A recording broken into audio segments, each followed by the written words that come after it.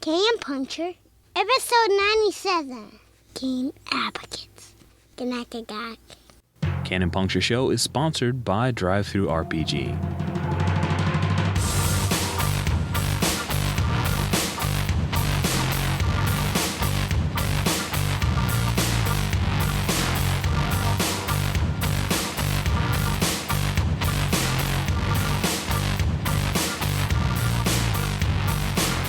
Hey everybody, welcome back to the Canon Puncture Show. This is Rich Rogers here, and I've got a treat for you. It's another of the Game Advocates episodes, and I have got on the line with me Jason Godesky of the Story Jammers podcast. How you doing, Jason? I'm all right. Excellent. Welcome to the show, man. Good to be here. What's this game you want to advocate for here?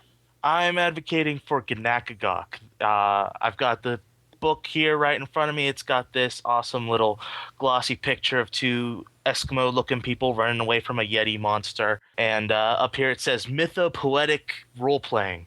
I think that just about sums it up. So what is Ganakagok? Well, there's the island of Ganakagok, which is the giant island of ice floating in the northern sea where they float beneath the night that has reigned over them forever and looking up at the stars that guard the celestial order and marveling at the work of the forgotten ones who carved the island out of ice, where the people, the Nitu, honor their ancestors. But recently, in the dreams of the far-sighted and the mutterings of the mad, there's been rumors that the dawn is coming. And that's how you start off every game, with that little spiel.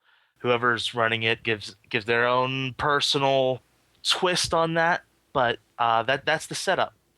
When you get the game, you get the little book. It's just a short little soft cover thing, and you get a deck of cards. And it's a tarot card deck of suits and numbers with meanings that the Nitu assign to them.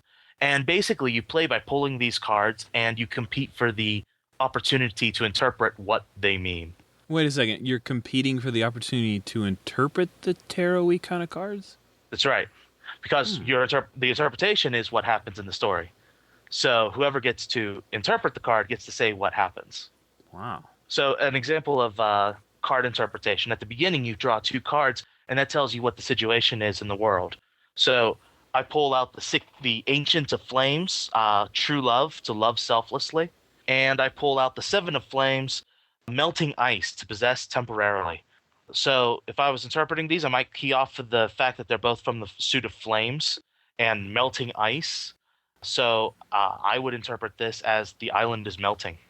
As the game starts, the huge island of ice that you all live on is melting into the sea. That is trippy, man. So I guess you've kind of already answered what makes it different. Is there anything else that makes this kind of Ganakagok game any different? Once we've established characters and the situation with the people in the world, you get down to regular gameplay where you pull out one card that tells you what happens in the scene, and we're all competing to see who gets to interpret what that card means to advance the story. And in order to compete, we all roll a bunch of dice. And these are tied to character stats. But basically, we have 4 boxes that they can fall into. One is an extreme where the 6s go. There's another extreme where the 1s go. Then there's 2 boxes in between where all the medium dice get sorted out. We go around the table taking turns, and we are able to take the relationships and traits that we put on our character sheets, or the people or places that we put on the maps of, the relationship map of the people or the geographical map of the island, and we can use those to shift the dice one way or the other. Now, when it's all settled, those 2 in the middle will tell you who gets to interpret the card and say what happens in the scene. But meanwhile, those 2 on the end become good medicine and bad medicine. And everything has good medicine and bad medicine. The world has good medicine and bad medicine. The people have good medicine and bad medicine. And each of our characters has good medicine and bad medicine. So when the dawn comes and the game ends, we're going to pull cards and decide what happens to everybody. But how much good medicine and how much bad medicine is going to determine how we interpret them. So if you have a lot of good medicine, then you're going to interpret the card in a positive light. You're going to have a good ending. If you have a lot of if you have more bad medicine, you're going to interpret that card negatively in terms of what's the tragedy that befalls you. And there ain't enough good medicine to go around. So you have to make some hard decisions. Do you want to win this scene, or do you want to sacrifice this scene to have more good medicine, to make more things end up well in the end. And ultimately, a lot of times, who are you going to sacrifice for whom? Are you going to sacrifice your character for the people? Are you going to sacrifice the world to save yourself? You're talking about everybody interpreting cards. What's the GM doing? The GM is pushing hard against the players. He has to. If there wasn't a GM playing really hard, this would be pretty boring, and because the players would win pretty easily. But when the GM gets his turn, he does the same thing that the players do. He's tapping things on their character sheet, he's tapping things on the maps, and he's moving those dice back towards the bad medicine, back towards losing the card, so that he gets to interpret the card, and usually he's trying to make things harder. So you got this Eskimo kind of native feeling going on. So what if I really like this background, and why don't I just kind of take that and play Werewolf the Apocalypse with it? Werewolf the Apocalypse would give you a very different game. Because if you were played Werewolf the Apocalypse, you'd probably, with the melting ice, I don't know, you'd probably find the ice spirit, rip its throat out, and make it stop melting, damn it. Yeah, I like that. Well, then you should play with Werewolf the Apocalypse. With Ganakagok, you're getting much more of that mythic kind of story. Pretty much all the games that I've played, something epic has happened at the end, where in one game, there was one person chasing another. As she leapt off one of the cliffs, she burst into flame and became the sun, and he was chasing after her, and he became the moon. Wow. Things like that. That's the kind of story, like I said, it's mythopoetic role-playing. When you get to the interpretation of those cards, you ultimately end up with these big myths about the origins of the people and what happened to this ancient island and these people who had to find a new way of life. So you're talking about you got cards and you got dice and a whole lot of stuff going on about interpreting. At the table, what are the players doing? Like when they sit down and play this game, what do they end up actually like? What are the players doing? That is probably one of the things that's most unique about Ganakagok. I mean, you play most RPGs, and there's this kind of well-understood dichotomy between when you're playing with the mechanics and when you're doing free-form role-playing, and you're kind of switching between those modes pretty often. In Ganakagok, you're not switching between anything because these are very tightly interwoven. You are fiddling with dice pretty much the whole time, and fiddling with dice is what is telling the story, because you're seeing the good medicine and bad medicine shifting back and forth with this balance of, oh, things are starting to go bad. Oh, wait, we got to push hard and bring it back in. So when you're to move the dice around, you're looking at what's on your character sheet, you're looking at the map, and you're thinking, how can I bring any of this in? You're ultimately telling the story through reincorporation, because you can't use the thing that's on the sheet unless it is relevant to what's going on. So it definitely rewards players who are, like in old school gaming, you hear people talk about player skill. Uh-huh. There's definitely a player skill involved, but in this case, the player skill is the ability to look at what's on the table and figure out how it's relevant to what's going on. Okay. Because if you can bring in more of those things, you're going to be able to shift those dice more. Cool. I like when there's a bit of a game to a game. That's cool. There's role-playing and a game going on very intensely, both at the same time, which is, you don't see that in a lot of games. Usually you're doing one or the other. Mm-hmm. So what would you warn a new player about when they step into Ganakagok? I guess it would depend a little bit on the new player. If it's a new player who is new to Ganakagok but an old hat at most other RPGs, I'd warn him to check his assumptions at the door. Not to approach this thinking that he understands how it goes, because it's going to be different from most of the other RPGs he's played. If it's somebody who's new to RPGs in general, then I'd warn them that there's a lot of fiddly bits, and to try to take your time and understand what's going on, Okay. how all those things come together. That makes sense. You kind of alluded to it earlier with your story about the sun and the moon. Mm-hmm. What are some other of your favorite moments at the table, things that actually happen in Ganakagok games you played? There was one where I did find out exactly where it can break, because with all of the interpretation, you would think that it would break easily, but not really. It holds its form pretty well. We ran a game with a little kid and held up right to the end, even when he was throwing in the walrus people who were angry. It held because of that mythic undertones. At the end, when he brought in the zombie fish, it kind of went pear-shaped, but up till then, it was going great.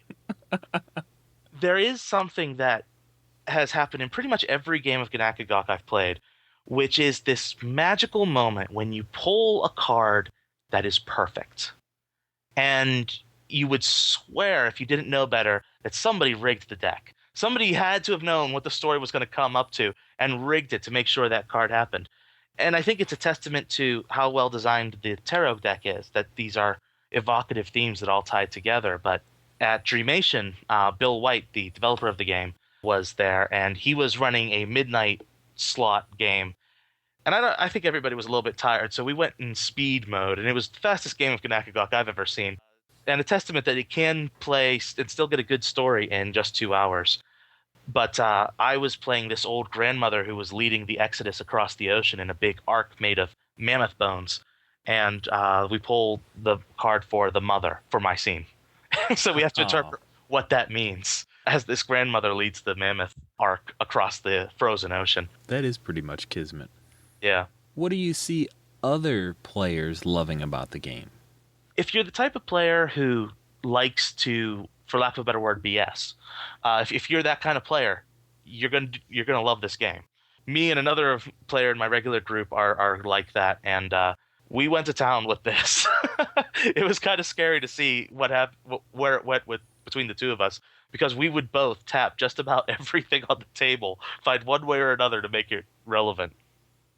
If you like your stories at the table to have a mythic resonance, to, that kind of epicness, but also a kind of relevance and mythic tone, this is a game where that all comes together.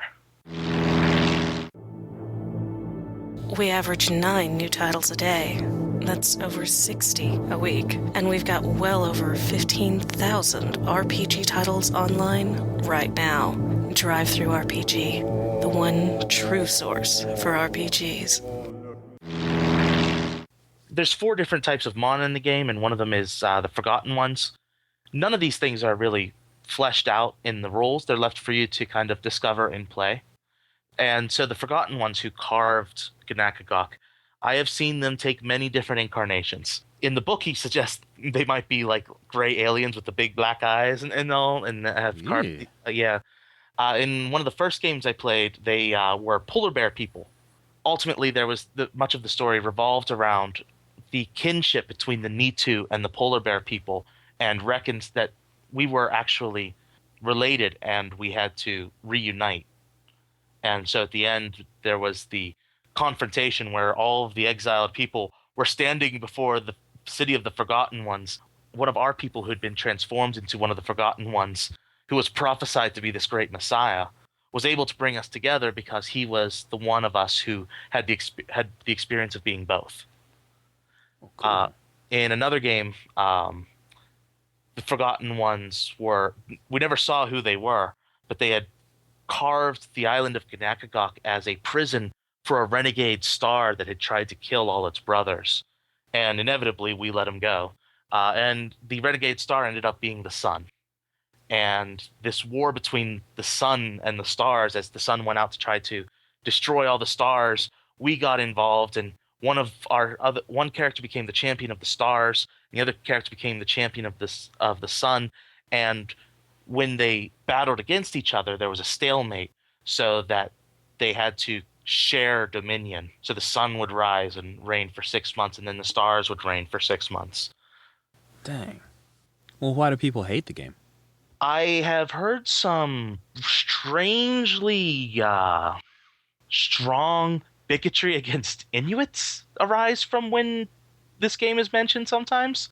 I'm a little mystified by that.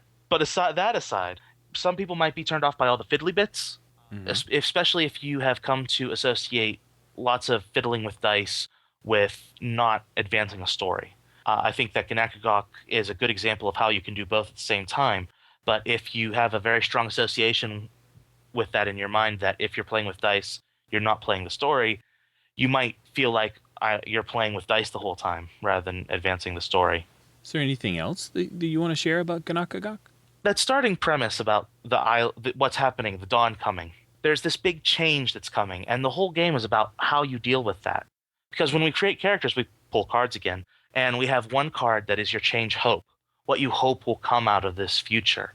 And then you have a changed fear, what you fear will come out of this future.